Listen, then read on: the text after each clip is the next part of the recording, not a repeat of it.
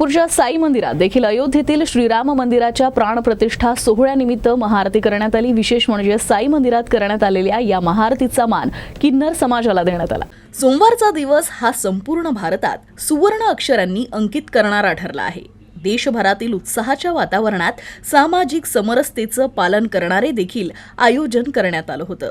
समाजात उपेक्षित समजल्या जाणाऱ्या किन्नर प्रवर्गातील नागरिकांच्या हस्ते साई मंदिरात आरती करण्यात आली। या सुवर्ण क्षणी महाआरतीचा मान मिळाल्यानं किन्नर समाजानं आनंद व्यक्त केला आहे।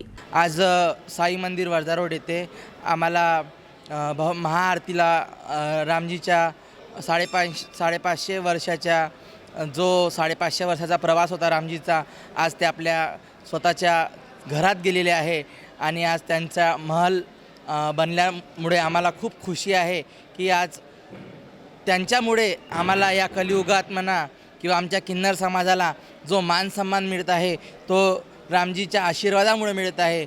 तर आम्ही खुश आहो आणि आज आम्ही पण रामजीच्या भजनात मस्त गुंग झालो होतो।